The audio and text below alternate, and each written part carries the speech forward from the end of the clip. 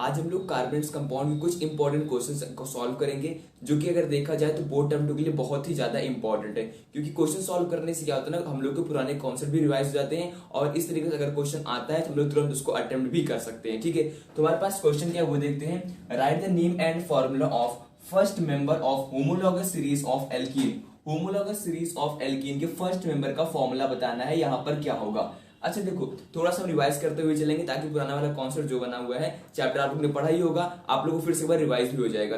अगर हम बात करें होमोलॉगस सीरीज, तो होमोलॉगस सीरीज वो सीरीज होती है जो एक टाइम इंटरवल के बाद अपने कैरेक्टर को रिपीट करती है। कहने का मतलब ये है जहां पर एक कार्बन और दो हाइड्रोजन का डिफरेंस आता है उसको हम बोलते हैं होमोलॉगस सीरीज। ऐसे ही बोला जा सकता है जहां पर 14 यूनिफाइड मास का डिफरेंस आता है, 14 यू का डिफरेंस आता है। ठीक है, अभी समझाते हैं कैसे। देखो हमने क्या कहा, CH2 का डिफरेंस आएगा जहां पर किसका, CH2 का डिफरेंस। तो कार्बन का मास हो गया 12 और 2 हो गया हाइड्रोजन का, मतलब 14 यू का यहाँ पर डिफरेंस आएगा। चलो आगे बढ़ते हैं। जो क्वेश्चन में पूछा गया है, name and the formula of the first member of the homologous series of alkene. सबसे पहले आप लोग को एल्कीन का फॉर्मूला पता होना चाहिए क्या होता है। तो क्या होता है, CnH2n। आप लोग को तो याद ही रखना पड़ेगा एल्कीन का, एल्काइन का और एल्काइल ग्रुप का। ठीक है, किसका किसका हमने बोला, एल्कीन का। अलग से यहाँ पे लिख भी दे रहे हैं, आप लोग को अगर नहीं पता है तो नोट कर लो, CnH2n प्लस का 2। और एल्कीन का क्या हो जाएगा, CnH2n। ठीक है, नेक्स्ट हमारे पास क्या आता है, एल्काइन। इसका क्या हो जाएगा, CnH2n माइनस का 2। और लास्ट वन इज एल्काइल। ये भी याद रखना आप लोग, कभी कभी जरूरत पड़ सकती है। ठीक है, 2n प्लस 1 हो गया। ठीक है, तो ये आप लोग को याद रखना है ये सारे फॉर्मुलेस। चलो अब आगे यहाँ पे देखते हैं हमने क्या लिखा है। एल्कीन देखा है, हमने लगा दिया। फर्स्ट मेंबर होमोलॉगस सीरीज, मतलब जो फर्स्ट मेंबर होगा उसके बाद कौन सा मेंबर आएगा, उसके होमोलॉगस सीरीज के बाद। ठीक है, तो पहला मेंबर कौन सा होता है इसका, n=1। क्या पॉसिबल होता है, बिल्कुल नहीं पॉसिबल होता है। n=1 पॉसिबल नहीं होता है। ठीक है, क्यों नहीं पॉसिबल होता, क्योंकि एक कार्बन से डबल बॉन्ड तो कभी बन ही नहीं सकती है। ठीक है, तो यहाँ से स्टार्टिंग कहां से होगी, n=2 से स्टार्टिंग होगी। तो रखो यहाँ पे जरा, वैल्यू क्या आ जाएगा, C2H4 हो जाएगा। इसका नाम क्या हो जाएगा, इथीन हो जाएगा। क्या ये होमोलॉगस सीरीज है, नहीं। बोला गया है first member of homologous series, तो फर्स्ट मेंबर ये हो गया। इसका होमोलॉगस सीरीज देखो कैसे होगा, दो तरीके से कर सकते हो। या तो आप लोग नेक्स्ट n=3 रख दो, वो हो जाएगा, या तो इसी में CH2 जोड़ दो, इसी में एक कार्बन 2 हाइड्रोजन ऐड कर दो, तो भी वो होमोलॉगस सीरीज कहलाएगी। क्योंकि मॉलिक्यूलर फॉर्मूला देखने वाला आप लोग भी देखना सेम आएगा, और n=3 रखोगे जो आएगा उसके बराबर ही होगा। देख लो कैसे, इसको उठा के यहाँ पे रखो, क्या हो जाएगा, C3 हो जाएगा, और 3 2 6, C3H6 हो जाएगा। अब जरा इसमें CH2 ऐड कर दो। हमने कहा ना होमोलॉगस सीरीज में CH2 का डिफरेंस आता है, ऐड कर दो इसमें CH2 ऐड करो, क्या हो जाएगा, C3 हो जाएगा, H6 हो जाएगा। क्या हो जाएगा, C3H6 है ना, इक्वल इसी के बराबर।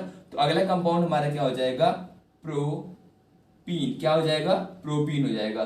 तो first member of homologous series of alkene हमारा क्या हो जाएगा, प्रोपीन हो जाएगा। इस तरीके से आप लोग को इसका आंसर करना है। छोटे छोटे बेसिक आप लोग को क्या याद रखना है, फॉर्मूला एल्कीन का याद रखना है, CnH2n प्लस 2 होता है, एल्कीन का CnH2n होता है, एल्काइन का CnH2n माइनस 2 होता है, और एल्काइल ग्रुप का क्या होता है, CnH2n प्लस 1 होता है। तो उसी के बेसिस आप लोग को एक कार्बन 2 हाइड्रोजन ऐड करते हुए होमोलॉगस सीरीज बनाई जाती है। और next question is what is meant by isomer. Isomer से आप क्या समझते हैं। ठीक है, आइसोमर की मुझे डिफिनेशन देनी है।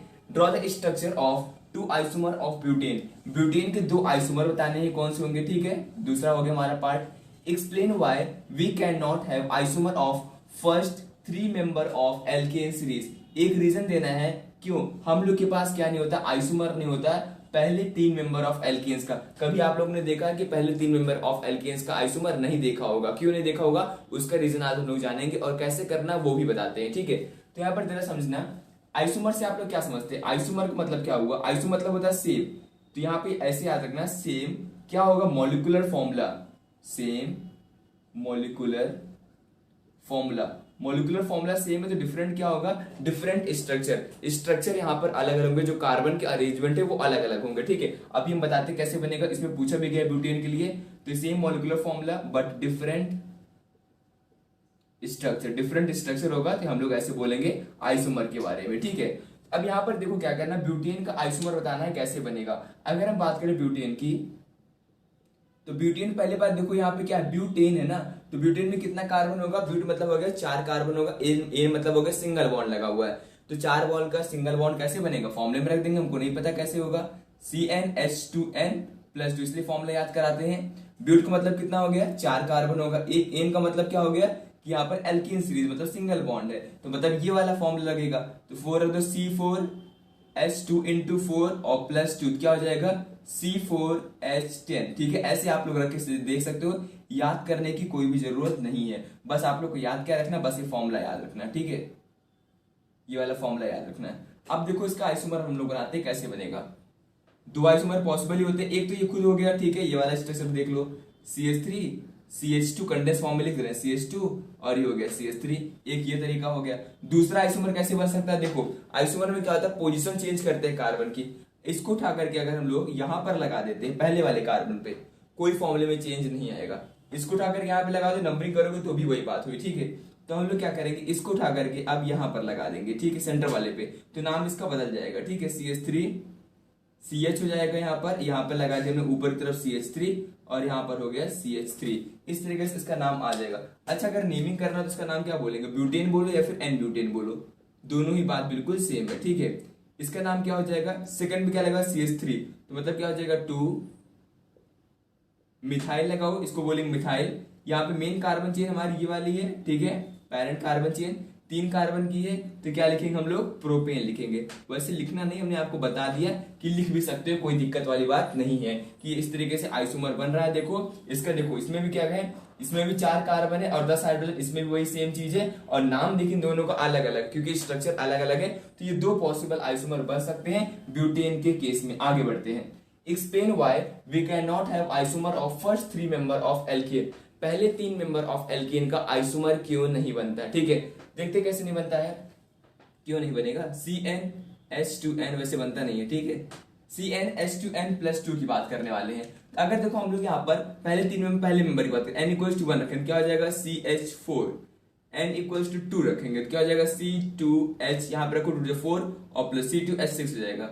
n=3 में क्या हो जाएगा, C3 रखेंगे 3 6 और +2 8, C3H8 हो जाएगा। ये हो जाएगा C3H8 C2H6 और ये हो जाएंगे लगातार 3 ग्रुप। ठीक है, इसका नाम होगा मीथेन, ये हो गया इथेन, ये हो गया प्रोपेन। इसका आइसोमर नहीं बनेगा। ठीक, इसमें तो ये भी कह रहा नहीं बनेगा। रीजन क्या हुआ इसका रीजन ये हुआ, अगर हम यहाँ पर इन तीनों में कार्बन की पोजीशन को चेंज करते हैं, उनके स्ट्रक्चर में कोई भी बदलाव नहीं आता, कोई भी चेंज नहीं आता है। ठीक है, स्ट्रक्चर में याद रखना कोई भी चेंज नहीं आता है, उसमें उतने कार्बन तो ऑलरेडी रहेंगे भी क्योंकि आइसोमर है, लेकिन फॉर्मूला भी तो उसका स्ट्रक्चर भी तो बदलना चाहिए, लेकिन नहीं बदलता है। अच्छा, यकीन नहीं है तो देख लो करके, ठीक है, करके देख लेते हैं क्यों नहीं बदल रहा है। पहला हमारे पास क्या है, मीथेन है, CH4 में एक ही कार्बन है और कोई कार्बन तो है नहीं, तो इसको उठा करके हम यहां से वहां करें कोई मतलब ही नहीं हुआ, मतलब इसका नाम वही रहेगा मीथेन, इसका कोई भी आइसोमर नहीं, मतलब कहेंगे कि ये खुद ही एक आइसोमर है ना, एक ही होगा, कोई पॉसिबिलिटी नहीं है और बनाने की। C2H6 की अगर हम लोग बात करें, ऐसे लिख सकते हैं इसको हम लोग CH3 ऐसे लिख सकते हैं। अब देखो यहाँ पर क्या कहोगे आप लोग, इसको उठा के यहाँ पे रख दो, इसको उठा के यहाँ पे रख दो। अच्छा, रख देते हैं, क्या चेंज आया बताओ, उसमें कोई चेंज तो नहीं आया ना। इसको उठा के यहाँ पे रखो, उसको उठा के यहाँ पे रखो, कोई भी चेंज नहीं आया है। ठीक है, तो मतलब कोई भी बदलाव नहीं आया है।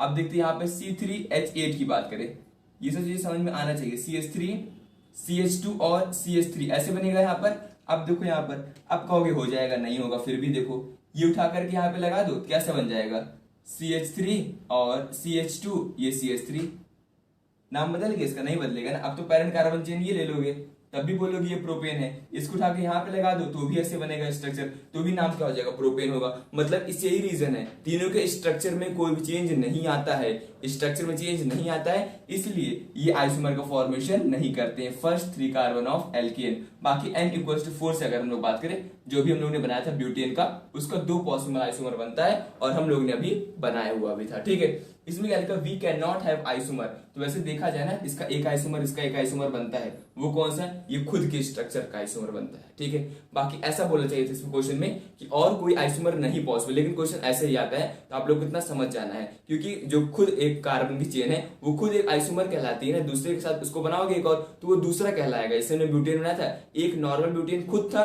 और एक 2 मिथाइल प्रोपेन था, दोनों थे ना साथ में, उसको लिया भी गया था, इसलिए यहाँ पर ऐसा बोला था कि इसका आइसोमर फॉर्म नहीं होता। ठीक है, ऐसे आप लोग अभी बोल सकते सकते हो, ठीक है। आगे के लिए हम बता रहे हैं, यहाँ पे माना जाता है कि एक एक आइसोमर होता है, ठीक है, और ये खुद के नाम होते हैं, मीथेन हो गया, इथेन हो गया और प्रोपेन हो गया। इस क्वेश्चन को ऐसे सॉल्व किया जाएगा।